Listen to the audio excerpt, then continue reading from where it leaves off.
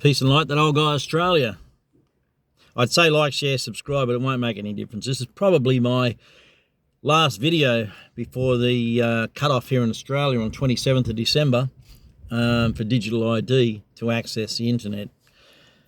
And I'll get to that a little later on in this video, but I haven't been doing any videos, and I've had plenty of people ask me about them, but I just haven't been doing any because for a number of reasons. I haven't had the heart to do them, and there's so much going on, and it's so frantic within the world, particularly in Australia right now, that you can't cover it all. You have to do half a dozen a day, and I can't do it. I'm not into it. I've never been an influencer, and it says on my Facebook that I'm a digital creator or something, or whatever it is. I don't know. I don't even know, and I didn't even put that on there.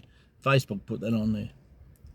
So, which goes to show that everything's bullshit, It's the Truman Show we live in, the Matrix even, but nothing's real. Nothing's real, but everything's disappointing. Look, I just want to touch on this briefly, and I don't want to go into it in any huge detail, but I will say a lot of stuff here. If you're interested in watching to the end, that's up to you. But the goal and the end goal of everything that we're watching unfold in the world now is division, divide and conquer. Divide and conquer is the goal.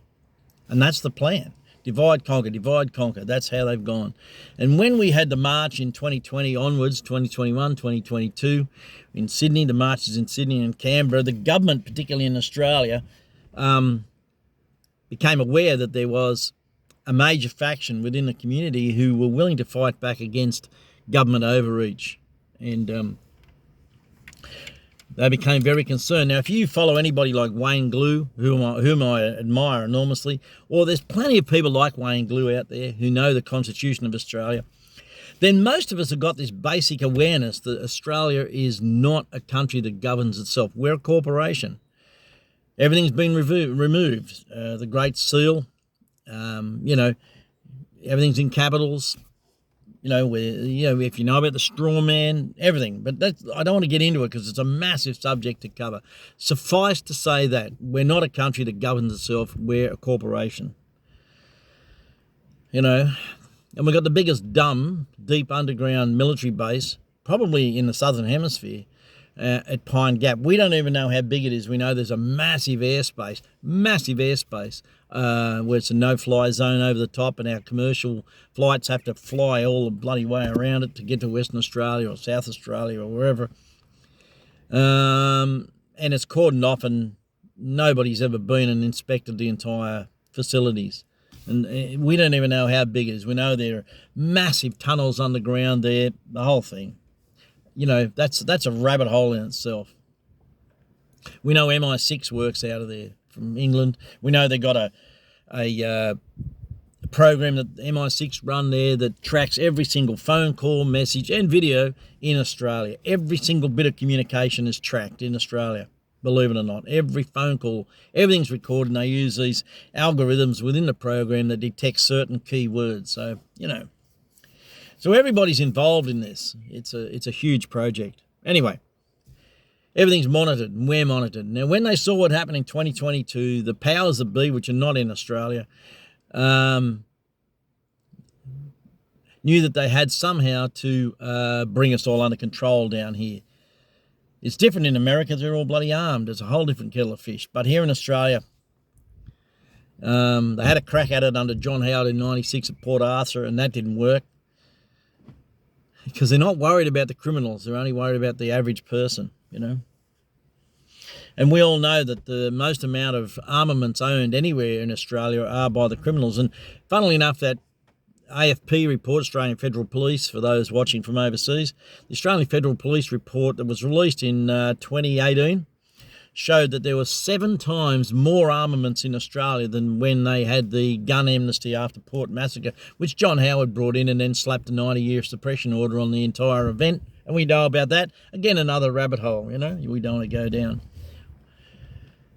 So all these things are happening around Australia, and Australians are caught up in it. But the biggest 2 issues is racism and xenophobia. Racism and xenophobia. And these are catchphrases. And it's a catch cry of the Aussie, Aussie, Aussie set, to be, focus in on a particular religion, focus in on a particular race of people, and then just gently, ever so gently via the media, nudge people in that direction and keep them going that way. Keep throwing sticks onto the fire. Keep building the momentum. Keep swaying them into the direction the governments want you to go. Keep building that, fomenting that, and see if you can keep the country divided. And they've used that since 2022, since we all came together, every race, every religion, every creed, we all marched together, shoulder to shoulder, and now they split us all into nothing. We're like a boat washed up on the shore and smashed on the rocks. We're splintered everywhere. Then they've gone and got 5 of those major influencers and begin paying them shekels. And they've joined them together in one force. And now they've included one major political party in Australia and they've got them on board. And people can't see it. I'm shocked at how many people can't see it. And I'm even more shocked at how many people within the supposed alleged truther movement cannot see what's happened and what is happening and what's transpiring. I'm just shocked. I mean, it takes a level of, I don't know. I think you just got to, I think when you surround yourself with mainstream media and you feed into that, it feeds into you. And it's done in a very subtle way, but it works. And I've seen friends and family and others around Australia who I respected and thought had the intelligence to see through this. They've just fallen for the whole thing. And now they're,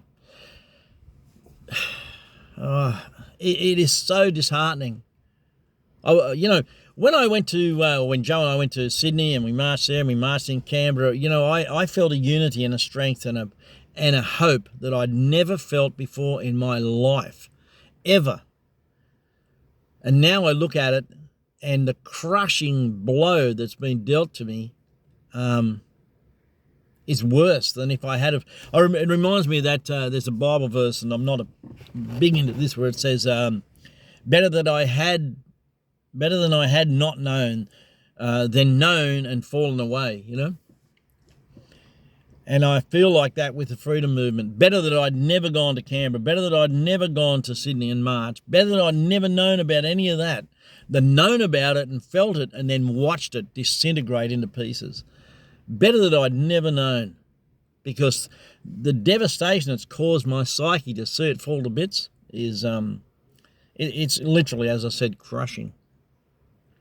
But we're headed down to the 27th, and the 27th is when the digital ID comes in, and this is what they've been working towards. This is what they've been told to do. That when Anthony Albanese first got into politics, the 2 visitors that he received unannounced, the first one was Obama, the second one was Bill Gates, and they flew into Australia. And of course, Albanese pleaded the fifth, as they say in America. Well, we are an American corporation in English.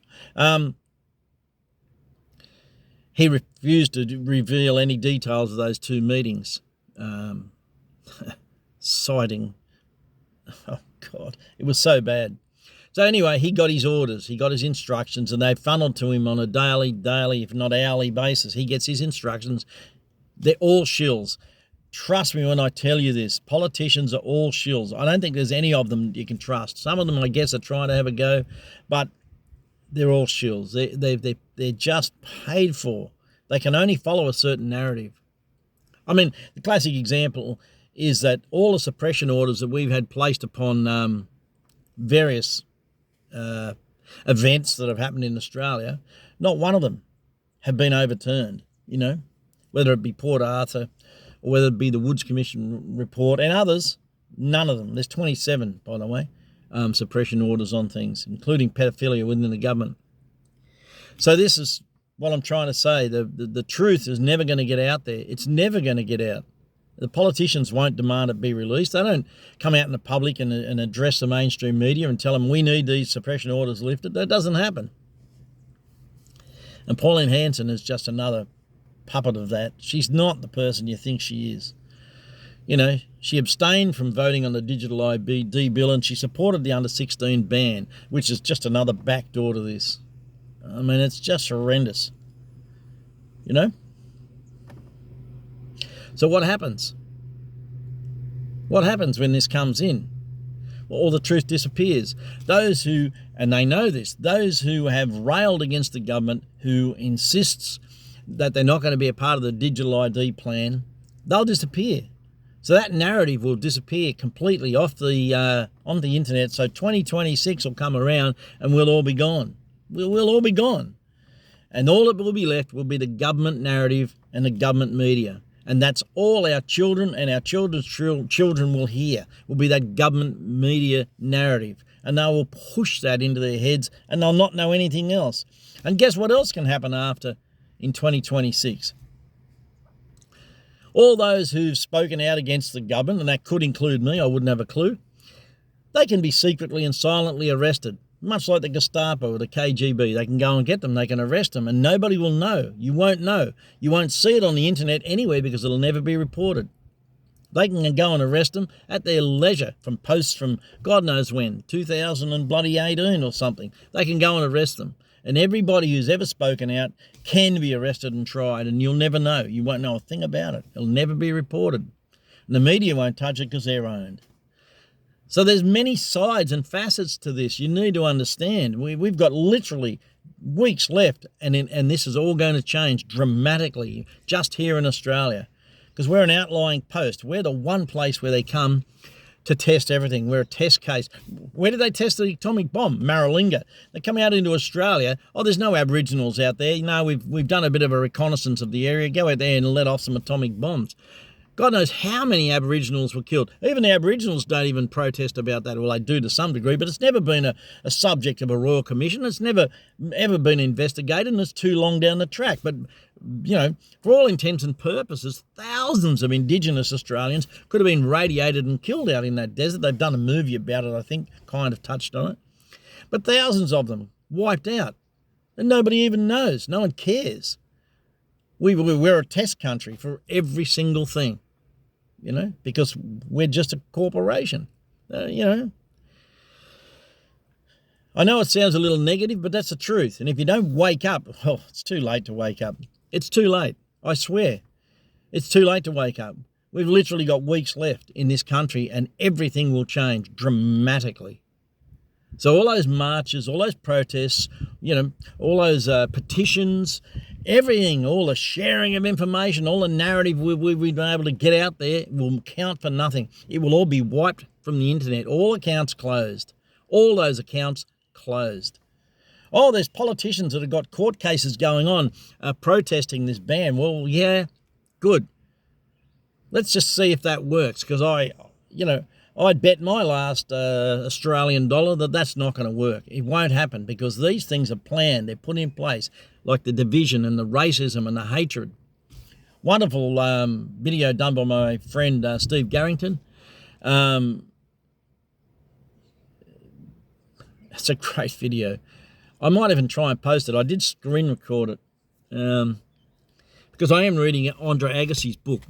It's brilliant. Absolutely one of the best books I think I've ever read, but I'm a sportsman, so it doesn't matter. But in that video, the guy relates everything to a tennis match, one side hitting against the other, but the net is the government. It's the one that divides us all. You take down the net, there's nothing to hit over. We can come together. We don't have to agree on everything. That's like when we marched in Canberra and Sydney. None of us, we were all different races, all different creeds. In fact, a Muslim lady organised the whole damn thing.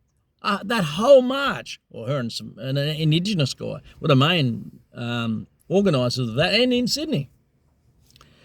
We marched side by side. We didn't care what colour you were, what religion you were, what sexuality you were. We mattered nothing. We all marched side by side. And I felt that beautiful unity, and it's gone. It's just gone. And we're back to this hatred and spitting at each other and events being orchestrated so that it ensures that we get kept apart. Anyway, it's the longest video I think I've done in a long time, because it's probably going to be my last. I don't have the heart for this. And my soul is aching that Australia is lost. As a test case, we're lost and we can't even see it. We can't even see it happening. You know, I'm not even sure YouTube will allow this video. I'm not even sure that. They'll probably get back to me and say it's been removed for certain content. I don't know. But anyway, I wish I could give you better news. I really do. You know? But many of you who've been friends with me on Facebook, who've followed me, who've sent me messages of support and encouragement over the years, you'll all be gone. I won't even know any of you anymore. None of you will be able to contact me. All those people in America, Mike be mansplaining and others, I'm telling you now, you won't be able to contact me anywhere. You know, evidence of me will be erased from the internet entirely. You know, and yes, I'll go to other platforms. I'll try over on Telegram, but Telegram's used. I'll try over on search engine on Brave, so I'll have that.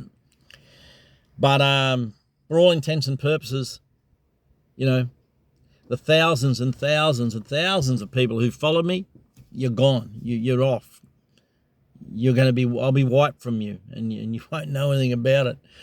And everything I've shared will mean nothing. All that information from the pandemic, everything about, from Peter McCulloch and everybody else that's been involved in this, who've chased this to the end, we won't know anything about it anymore. So, and that's the truth. And that's 2 weeks left in Australia, and we're gone. So, if you're watching this from overseas, that's what's happening. 27th, they bring in a digital ID bill, refusing you access to the internet unless you sign up to it. And we know that that's the beginning of the end. So apparently people aren't doing it. You know, the only other scenario is if we wake up on the 28th and it's a Y2K thing. But I don't see that. I think this is too well planned. But anyway, I do wish you well. I just want to thank you all for your support over the years. You've been a wonderful bunch. And thank you for everybody. I get hundreds of messages every single day. And I honour you, and I love you all, and it's been a great journey with everybody. I thank you so much for alerting me to so much stuff that's happening around the world, and I wish you the absolute very best in what is going to be a very, very difficult years leading up to the end of Agenda 30. Peace and light, that old guy Australia.